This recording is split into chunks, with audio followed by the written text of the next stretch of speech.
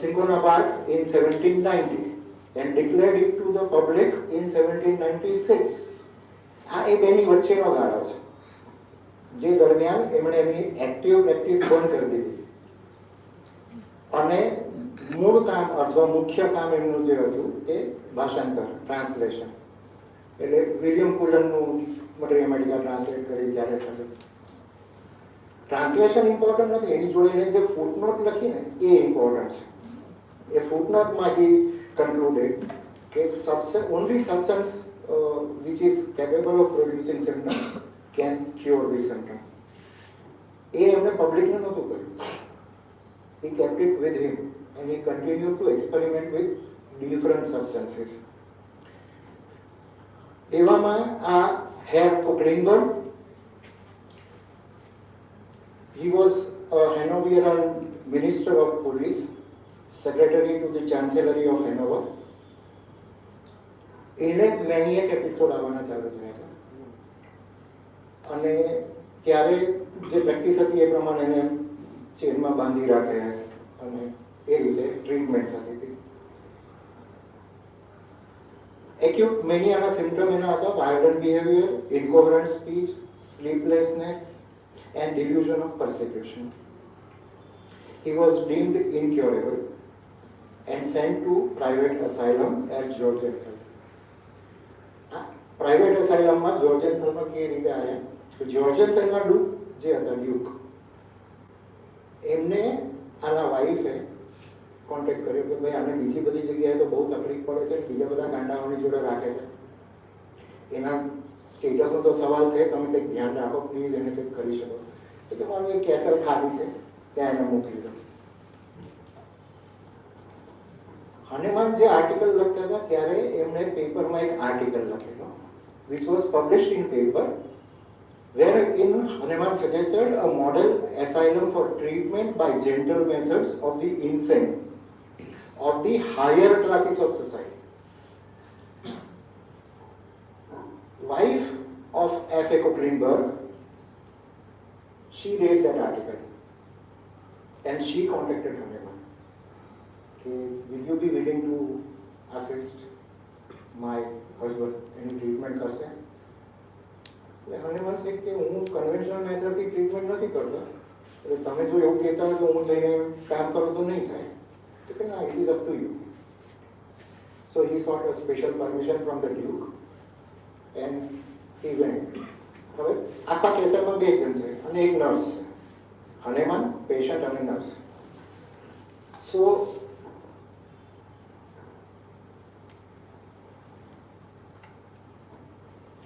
here is the history.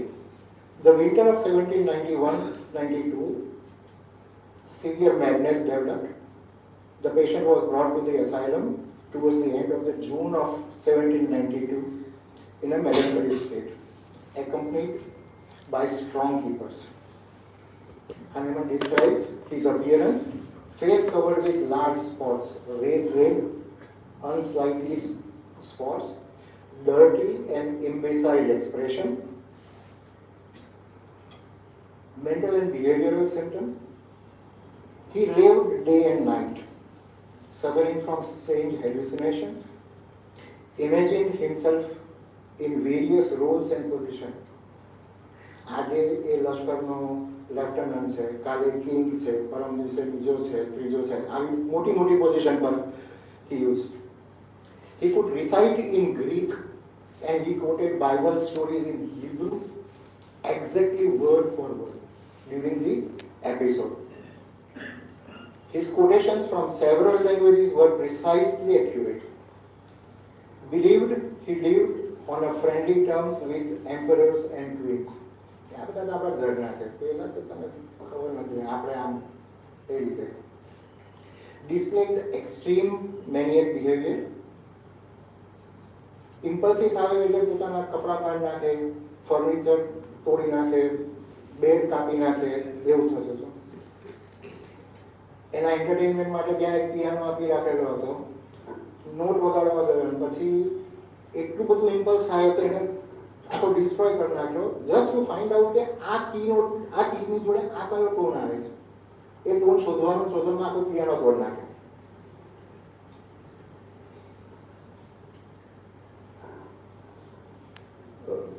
he wrote a prescription of his own. અને એમાં એને એ વખતની જે પ્રિવિલન્ટ રેમેડીઝ હતી એ મેન્શન કે ઇન્સેન માણસને આ દવા આપવાથી સારું થાય, એટલે જો તમને અમારી સાહેબ કોઈ દાંડો માણસ આવે ને તો દવા કરો તો આ દવા આપજો. That is how he used to behave. Overall, manifested the most perfect form of excitable mania. Now what our master did? Dr. Samuel Hahnemann observed the patient for 2 weeks before giving any medicine. Think about this state. Raving madness વાળો માણસ જે આખો દિવસ દોડાદોડી કરે છે, ઘુમાઘૂમ કરે છે, તોડફોડ કરે છે, ચીસો પાડે છે, સતત 2 અઠવાડિયા સુધી તમારે એને ઓબ્ઝર્વ કરવાનું. See the patience, see the dedication. કે ભાઈ why he wanted to do this? He was one of the best allopathic doctor of these times. Genius. અને પ્રેક્ટિસ ભલે નહોતો કરતો પણ he had that brain. At that time, common medical practice of the insane involved brutal treatment, chain, abuses, whipping, and dungeons. બાંધી રાખવાના અથવા એને ગાળો દેવાનો. ગધેડા ભાન નથી પડતો, ચૂપચાપ બેસ, નહીં તો થોડી સમય ના કંટ્રોલમાં આવે ને બહુ વધારે વાયલન્ટ હોય તો ચાબુક લઈને અથવા બોરેરાની અંદર એના હાથ પગ બાંધી અને અંદરની કોઠડીમાં પૂરી દેવાનું. એને બદલે Hahnemann observed corporeal punishment and nauseating medicines were standard on rotating chairs. આમ ઊભો હોય ને એમને એમ બાંધી દેવાનું, પછી એને ગોલ ગોલ ફરાવવાનું. તારું મગજ ફરે ને જાય તને ફરાઈ પડતા. These were the standard prescribed methods. આ impulses નહોતા, તે વખતના ડોક્ટરોના પ્રિસ્ક્રિપ્શન છે. Insane patients were even displayed to Sunday visitors. જાણે ઝૂમાં આપણે ગયા હોઈએ એવી રીતે લોકો આવી અને જુએ કે જો આ ગાંડાઓ આવા છે, અને લોકો જેને મશ્કરી પણ કરે, ટીખળ પણ કરે. અને એનો રેફરન્સ વેસ્ટફેલના જર્નલમાં 1880માં લખેલો છે. So Hahnemann suggested his human principle. Hahnemann rejected the cruelty in the treatment of insane. He advocated gentle, human, moral treatment. And his statement is that I never allow an insane person to be punished either by blows or any kind of corporeal chastisement, because there is no punishment where there is no responsibility, and because these sufferers deserve only pity and are always rendered worse by such rough treatment and never improved. R.E. Dudgeon, Hahnemann's biographer, he has written the lesser writing. He has compiled the lesser writing of Hahnemann. Maybe not then justify claim by Hahnemann the honor of being the first who advocated and practiced the moral treatment of the insane. And Dudgeon added that Hahnemann shared this honor with Philippe Pinel. Pinel જે છે એની પહેલા હું આ કહી દઉં. Since both introduced the human treatment of the insane around same time, 1792. But 1792માં Pinelનું publication થયું, but he had passed away in 1790. એટલે એના છે મારે. So at this time psychiatric patients were commonly treated with, we discussed this, isolation, punishment. પણ Hahnemann જે કહ્યું કે આ બધું તો તમે ના જ કરો, chains, starvation, bleeding, ખાલી એને આઇસોલેશનમાં રાખો પણ પનિશમેન્ટ વગર રાખો. Removal of irritant, quiet room, fresh air and light diet. Irritant-માં Hahnemann considered strong smelling flowers also as irritant. So he said કે પણ ના જોઈએ, એની નર્વસ સિસ્ટમને એકદમ ક્વાઇટ થવા દો. And mild moral influences, and restoration of self-control by human persuasion. No large pharmacological interventions were recorded. He used gentle doses of calming agents and structured routine. એટલે સૌથી પહેલું એમણે જે શરૂ કર્યું એ એનો ખોરાક નોર્મલ કર્યો, ગમે તે વસ્તુ ખાવાની બંધ થઈ, એનું જીવવાનું નોર્મલ કર્યું, એનું હરવા ફરવાનું નોર્મલ કર્યું. Over several months, the patient's violent attack ceased, coherence, sleep, and emotional stability returned, and Cochlear brain was fully restored, resuming public duties. This became one of the earliest human psychiatric treatments in Europe. Decades before Pinel's reform. So, we see the prototype of Indian psychiatry. Remember, Hahnemann had no psychotropic drugs, no modern neurobiology, yet he achieved what many asylums failed to do even after 150 years. So, clinical takeaway. 2 weeks observation before prescribing.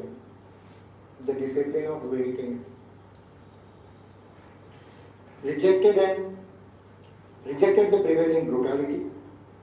Gentle environment. Acute mania treated with acute remedies, not deep episodics. ત્યાં સુધીમાં એમણે સોરા વિશે બહુ લખ્યું નહોતું.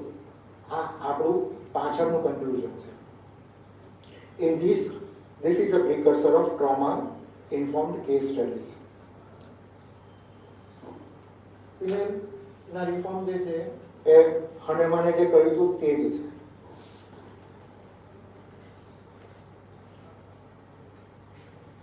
Removing chains from mentally ill patients, replacing harsh treatments unlike bleeding, and more supportive approach like conversation and purposeful activities. And these reforms later on became the standard, but initiation was from Hahnemann.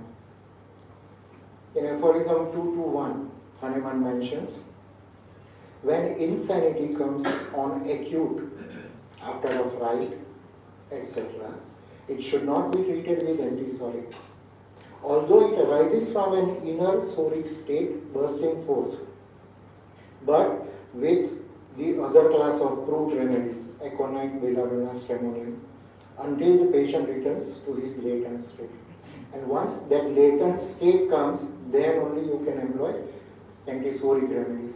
આ પેશન્ટને એમણે સ્ટ્રેમોનિયમ આપીને સાજા કરેલા, but he published those things much later. એટલે આ એક classic એમનો ટ્રેડ છે. He had experimented many things. He knew many things, but he never declared until the time ripened, until he repeatedly verified, and then only he made it public. ત્યાં સુધી નહીં લખવાનું, ભલે એને ખબર હોય, ભલે એક્સપેરિમેન્ટ કર્યા હોય, ભલે વેરીફાઈ કર્યું હોય. Think about કે લો ઓફ સિમિલિયાને 1790માં શોધ્યા પછી 6 વર્ષ સુધી પબ્લિકમાં બોલવું નહીં અને ધીરે ધીરે ખાલી એ વેરીફાઈ જ કર્યા કરવું. ગજબ.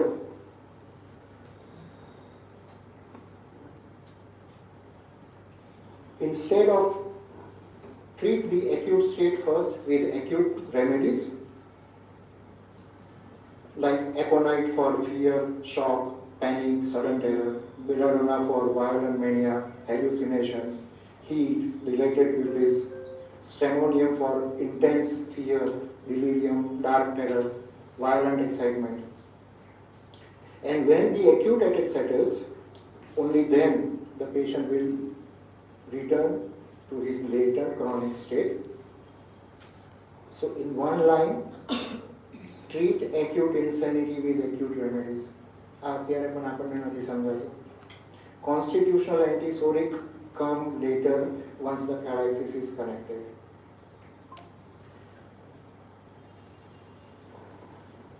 Prevent overwhelming the patient with deep constitutional medicines during a crisis. Ensure rapid calming of acute symptoms, align with homeopathic principle, First remove the acute layer and then treat the later on. The first documented humanitarian psychiatric case in Europe was of Herr Kochlenberg. Hahnemann rejected all cruel psychiatric practices of 18th century. No chain, no beating. And he suggested gentle isolation, moral, persuasion, quiet environment, light diet, and observation before medication. Persuasion, moral persuasion, diet, અને exercise આ એમની લાઈફમાં throughout રહ્યું છે, જે unfortunately આપણે લોકો પ્રેક્ટિસમાં એટલું બધું ઉપયોગ નથી કરતા. આપણે જેમ જેમ કેસ જોઈશું એમાં ખબર પડશે. Case 2, 1792, Emperor Leopold II of Austria. એને pleurotic fever with effusion હતું અને બ્લડ લેટિંગને કારણે એની તકલીફ વધી ગઈ. એકચ્યુઅલી આ પેશન્ટને હનેમાને ટ્રીટ નથી કરી.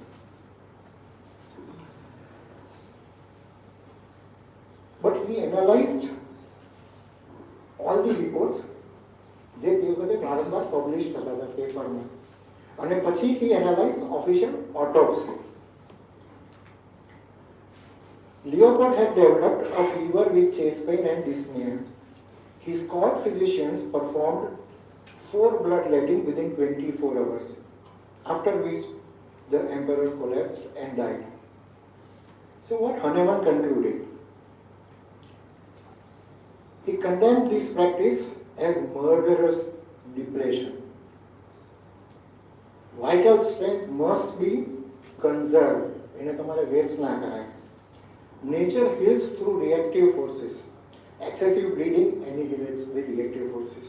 So you should not do it. And this case shaped his doctrine of similia similibus curenta. He saw the need for milder conserving treatment of all diseases. This case is a reminder of something deeply relevant even today. Iatrogenic diseases is still among the top causes of death worldwide. અમેરિકામાં ત્રીજો number છે statistics wise. America એટલા માટે ત્યાં થોડું statistics ડિસિપ્લિનથી કરાય છે, આપણે ત્યાં ખબર નથી. Excessive interventions, whether bloodletting or polypharmacy, suppressions, injuries, they affect more to patient than disease itself.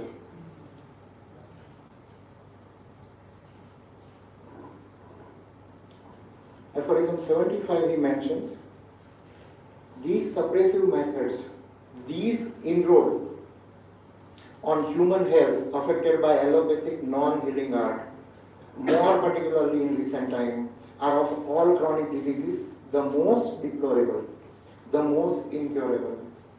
Think about it, 1793. એના પછીની જે મેડિસિન્સ આવી અને એના પછીના અત્યારે આપણે જે 5th generation antibiotic 6th generation એન્ટીબાયોટિકની વાત કરીએ છીએ, એ કેટલું સપ્રેસિવ હશે અને એ કેટલું આયાટ્રોજેનિક સ્ટેટ લઈને પેશન્ટ આવે છે. અત્યારે જ્યારે તમારી પાસે કોઈ પેશન્ટ આવે છે chronic disease, and we never consider that. We just સે તમે હિસ્ટ્રી આપો ને અમે દવા કરીશું. વી નેવર કન્સિડર કે કયા કયા ટ્રોમેટિક સબસ્ટન્સીસ આ પેશન્ટના શરીરમાં કેટલી ક્વોન્ટિટીમાં કેટલા વર્ષોથી ગયા છે. And steel with whatever limited ability we have, we are able to produce betterment, if not cure. Isn't it wonderful for homeopathy? So this is the repetition of the same.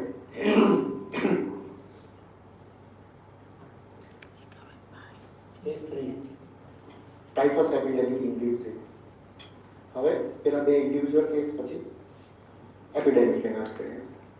એ વખતે એપિડેમિક્સ બહુ રિકરન્ટલી થતા હતા અને આ post Napoleon war, world war જ્યારે પતી એના પછી જે ટ્રુપ્સ રિટ્રીટ થતા હતા, પોતાના દેશમાં પાછા આવતા હતા, એ વખતે સાંટા એ લોકો જે જગ્યાએ રહે અને હોસ્પિટલ હોય ત્યાં એપિડેમિક ફીવર થયો. They had persistent fever, delirium, stupor, alternating with restless. Along with that, physically, they had multiple fatigue, abdominal tenderness, weak pulse, and lung congestion. So, what Hahnemann did, he studied all the cases and then he divided into two principal forms. One of bryonia, for the cases where there was quiet stupor, dry cough, chest congestion, and lethal thirst. And there were other group of patients which were having the other state, Rostrov's, for cases with great restlessness, aching limbs, delirium, and moist tongue. So whenever the state altered, he altered the remedy. So among the hundreds of cases under his direction, only 2 deaths occurred. A mortality rate far below the 30 to 40% which was seen under bloodletting and purgatives. His students confirmed the identical result. અને આ આપણા માટે પહેલું public ટ્રાયમ્ફ હતું in Europe for an epidemic. Here he approached remedies were not fixed. કે આ જ આપવાની એવું નહીં. He alternated bryonia and Rostrov's as the symptom pattern changed from day to day. And this represents early epidemic individualization. Outcome was very encouraging. And then in organelle he mentions aphorism 241, epidemics of intermittent fever in situation where none are endemic are of nature of chronic disease. The epidemic is part of chronic disease. Composed of single acute paroxysm. Each single epidemic is of peculiar uniform character common to all the individuals attacked, and when this character is found in totality of the symptom common to all, it guides us to the discovery of homeopathic specific remedy for that state. હોમિયોપેથીમાં આપણે આમ એવું માનીએ છીએ કે there are no specifics. So he says that it should be specific to that state which is almost universally serviceable in those patients who enjoyed tolerable health before the occurrence of epidemic. That is to say, who were not chronic sufferers from developed sora. આપણને અહીંયા ખબર પડે છે mortality rate કેમ વધ્યો હતો કોઈ પણ એપિડેમિકમાં. Those who are laboring under chronic disease and when they become affected by epidemic, they would succumb. Apparently healthier would survive. This is the explanation which Hahnemann teaches us. Sir, Yeah. Sir पिछले वाले slide में sir वहाँ पहले लिखा epidemics, इसमें लिखा are of the nature of chronic diseases, और last में लिखा है who were not chronic sufferer from developed so. तो दोनों लाइन थोड़ी कंट्राडिक्टरी है. नहीं, कॉन्ट्राडिक्टरी नहीं है मैडम, आप समझिए. Epidemics of intermittent fever, then there is coma. Then he specifies the condition. In situation where none are endemic are of chronic disease nature. बराबर. तो इंटरमिटेंट फीवर जो है वो भी क्रॉनिक डिजीज ही है, वही कह रहे हैं वो. Composed of single acute paroxysm. Each single epidemic is of peculiar. Sir फिर लास्ट में जो लिखा है हाँ मैं वहीं जाते हैं, 2 मिनट रुक जाइए. Each single epidemic of a peculiar uniform character common to all individuals attacked. So there is a group of people who are commonly affected. And when this character is found in totality of symptom common to all, it guides us to discovery of a specific homeopathic remedy, which is universally serviceable to those patients who enjoy tolerable health before the occurrence of epidemic. That is to say, who were not chronic sufferer from developed sora. मैं वही बता रहा था आपको. Chronic sufferer जो है chronic सोला का जो अफेक्शन है उसको अगर ये हुआ, then they would not be cured with those single remedies, specific remedies. Sir यहाँ स्पेसिफिक बोलने से सिमिलिमम मीन कर रहा है। हाँ वही तो बोल रहा हूँ। हाँ, और अगर एक एपिडेमिक होगा, दैट मीन्स कि एक्यूट फ्लेयर अप हुआ, तो दैट मीन्स कि उस समय में लेटेंट सोरा रहेगा, और यहाँ लिखा हुआ है कि who were not chronic sufferer from developed सोरा। तो पूरा ऐसा, if epidemic are considered as the nature of chronic diseases, then the last line, who were not chronic sufferer from developed सोरा, ये दोनों आपस के अंदर जस्ट ऑपोजिट मीन कर रहा है। कहाँ से? મતલબ તમે એવું કહેવા માંગો છો કે એક પેશન્ટ છે જેને ડાયાબિટીસ છે, ફોર એક્ઝામ્પલ હાલે સર હનીમન સર, અને એને આ એપિડેમિક થાય છે, અને એકને ડાયાબિટીક નથી એને એપિડેમિક થાય છે, તો જેને ડાયાબિટીક છે, ક્રોનિક સ્ટેટ લેટન્ટ છે, એ સકમ થવાના ચાન્સીસ વધારે છે રાધર દેન જેને ડાયાબિટીક નથી, ક્રોનિસિટી નથી, એનામાં સિંગલ એપિડેમિક મેડિસિન વર્ક કરે છે અને સકમ થવાના ચાન્સીસ ઓછા છે. We can discuss this at length. Aphorism 241. Ji sir. Actually, the thesis are related to 1850 or those era when women had got developed theory of chronic miasm. Theory of chronic miasm started after 1817 onwards. He worked for 12 years, and in 1820 he wrote in the fourth edition of the Renan that this is the theory I am giving to you. This was not given earlier. So this happens before the theory of miasm came into actual practice. So what we are discussing at today, we have studied the miasm and we compare it.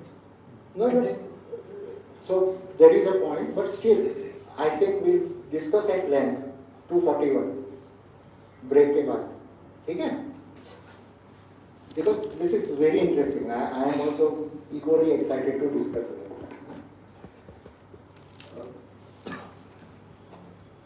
Case 4. Now this is again epidemic, so I have included earlier.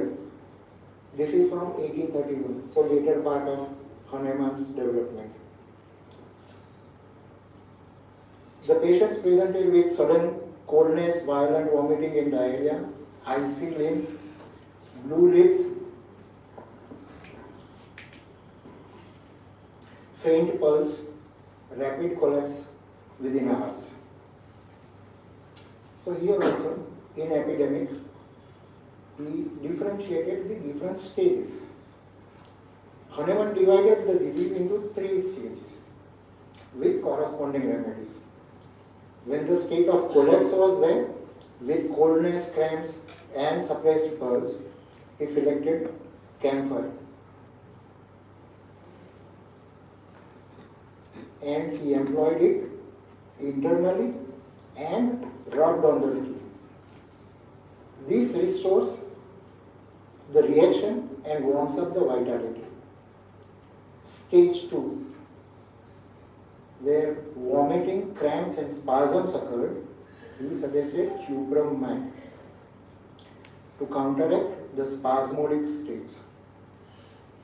And stage 3, where there was secondary fever, exhaustion and dehydration were very prominent, he suggested veratramine, which matches with the vomiting, purging and exhaustion. This protocol was followed by his students in Russia, Austria, Saxony, and hundreds of cases treated by Hahnemann's method, they recovered. And the authorities later issued pamphlets recommending this plan. It marked the first public health success of homeopathy in epidemic control, 1831.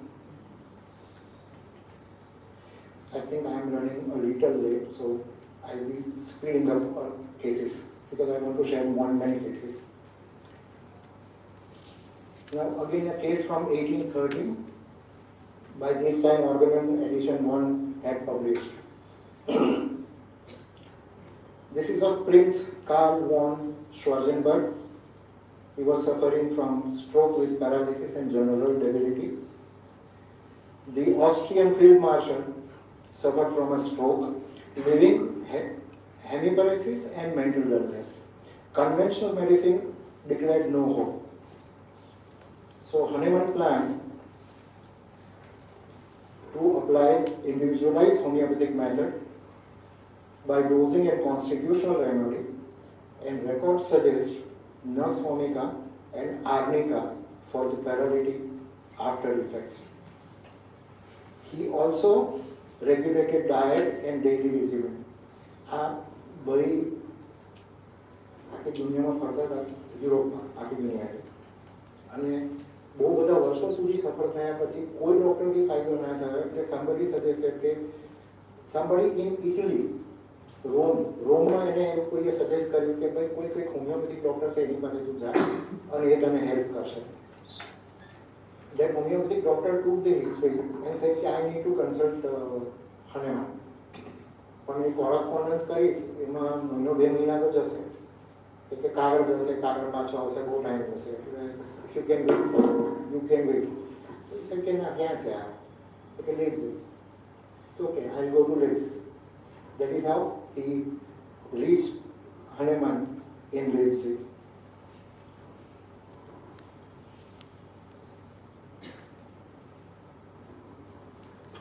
અને he suggested કે ભાઈ તું નક્સ વોમિકા અને આર્નિકા ઓલ્ટરનેટિવલી લેજે, એનાથી તારું સારું થશે.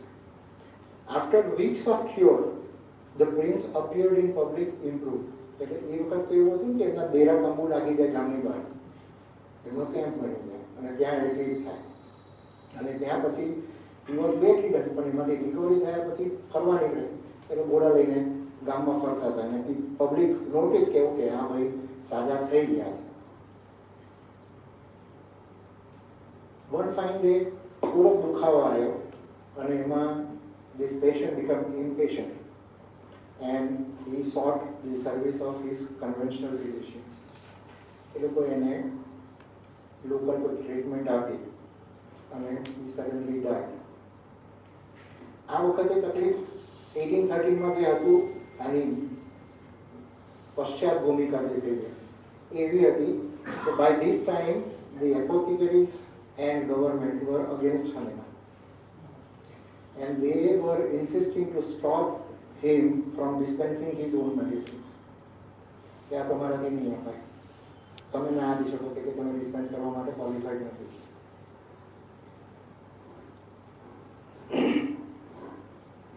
આ ભાઈ જ્યારે આવ્યા તો he was so much influential that ગવર્મેન્ટે કહ્યું કે તમને જે ઠીક લાગે તે કરો, અને he was temporarily allowed to practice or rather dispense his own medicine. અને આનું જ્યારે ડેથ થઈ ગયું, again everybody backfired કે તમારી દવાઓથી તો પેશન્ટ મરી જાય છે, you are not supposed to dispense medicine. But from this case what we can learn is in chronic disease the remedy stimulates cure, but regime protects and sustains it. Without regime even the right remedy fails. So remove the regime, vitality collapses, disease returns, and treatment fails the disease. So in all chronic diseases we require remedy plus regime. Hahnemann is showing his central idea that the chronic diseases cannot be cured unless obstacles to recovery are removed. There are aphorism numbers mentioned, you can refer that. Think about that કે એની 6th edition સુધીમાં આ બધું જે લખ્યું એ 1813માં એની પાસે clear હતું. The genius of Hahnemann, he knew everything but he was not putting it on paper until and unless he would verify 1000 times. That is the greatness.